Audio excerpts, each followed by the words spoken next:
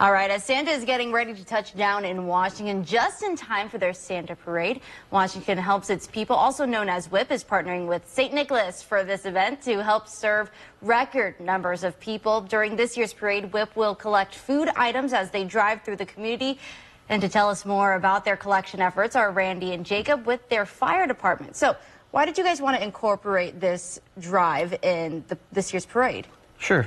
So it started probably the Sunday or so before Thanksgiving, and I'd heard at my church that W.H.I.P had been at a record low, or a record number of families they're serving, over 400 families a month.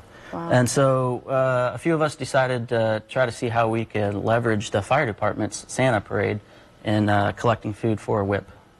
That's amazing. So what items are you guys looking to collect this year? Sure, yeah, we're looking for any non-expired, non-perishable food items. Anything that you're able to provide would be of great help.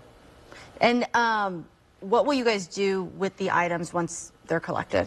Yeah, so once the fire department collects them, we'll be delivering them to W.H.I.P, Washington Helps Its People. It's a volunteer organization that was started back in 1982.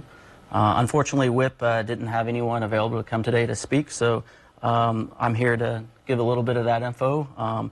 Yeah, we'll be giving that to them, and so that way they can hand all that food off to the 400-some families a month that are needing food.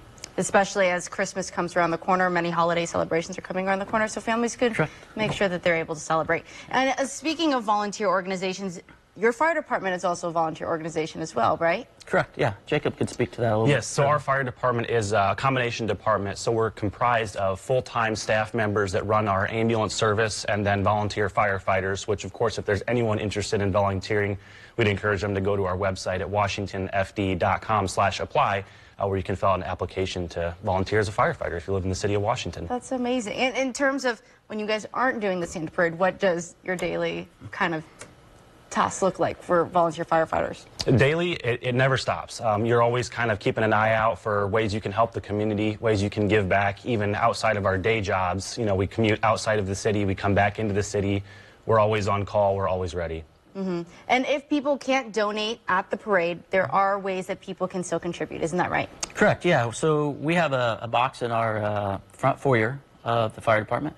W.H.I.P also, the first and third Wednesdays of the month, you can donate at W.H.I.P between 7:11 and 4 to 6 p.m. Or they also have a drop box there as well. And so when people are lining up to see Santa come down the street, they should just have their box of donations ready as well, right? Yeah, so we're going to have a trailer at the end of the parade. It'll be the last vehicle in the parade, and people are more than welcome to come and throw their food in that trailer. We'll go slow enough. Yeah. Yeah, you don't need to play basketball here. You'll place it in the trailer. Correct. All right, Jacob, Randy, thank you so much for joining me here on In the Know. Of course, coming up after the break.